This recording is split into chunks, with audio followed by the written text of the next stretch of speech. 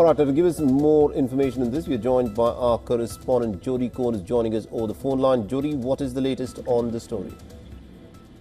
Hi, Mohammed. Yes, we're hearing that most of the rocket fire from Hezbollah was fired into northern Israel. But yesterday evening, a drone was fired into central Israel, putting more than 1 million people into shelters. I myself had to go to a shelter here in Renana, which is right next to Herzliya, where there was an impact. The drone reportedly hit a retirement facility, but thankfully no one was injured. Now, Herzliya, of course, is next to Glilot, which is where the 8200 intelligence unit is, where the Mossad headquarters are. So it's often been targeted by Hezbollah. We also saw this is all on Yom Kippur, which is the holiest day in the Jewish calendar. We saw a rocket fired from Hamas in Gaza towards southern Israel as well. So that was on Yom Kippur, rockets fired into southern Israel, central Israel, and northern Israel. As I said, this is the holiest day of the year. It's a year when many people go to pray in synagogues. People don't eat. People are fasting. I would say it's Judaism's equivalent to Ramadan. The roads are empty. Many children actually take over the streets and go on bicycles. There are no cars. One reporter colleague of mine actually said that his son just got home just in time for when the siren went off because of the drone got into central Israel. Now, prayers also took place across the whole country, which was really focused on the hostages, on the soldiers, and ultimately for peace. Right now, according to reports that have come in, 320 projectiles that were fired by Hezbollah into Israel. Did any of the projectiles make through, or were they all intercepted?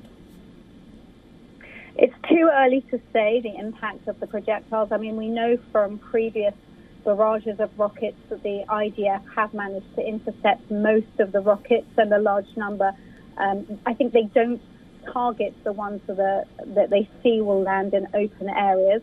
We have heard from Magen David Adom, which is like Israel's Red Crescent. We've heard that 3 people have been hurt by rocket blasts and that 12 people were hurt running towards shelters.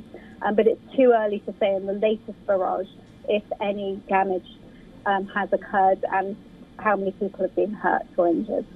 Right now, at this point of time, Jody, the Israelis are at this moment carrying out operations inside of southern Lebanon. This is being done by the Israeli military to try and to degrade the ability of Hezbollah to fire rockets.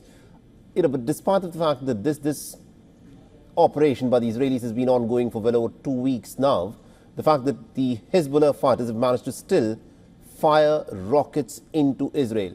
How much longer do we expect the Israeli operation to continue on in southern Lebanon? So if you look in perspective of wars in history, 2 weeks really isn't a very long time. So I think that military experts would say that because Hezbollah was, or still is, a significant force, that it's going to take time for Israel to attempt to degrade their abilities. We've obviously seen over the last few weeks that although Israel hasn't claimed responsibility for the pager explosions and the walkie-talkie explosions, the result of that was a lot of Hezbollah operatives were taken out of action. I believe that Hezbollah at the time said 1,500 operatives were out of action and more were killed. And then we've seen Israel targeting Hezbollah commanders, and now is doing these raids in southern Lebanon to try and degrade their capabilities further. It will obviously remains to be seen how long that will take and to what extent the IDF has managed to degrade Hezbollah's capabilities so far. All right, we'll have to leave it there. Thank you very much indeed, Jody Cohen, for joining us and getting us those details there. For all the latest news, download the WION app and subscribe to our YouTube channel.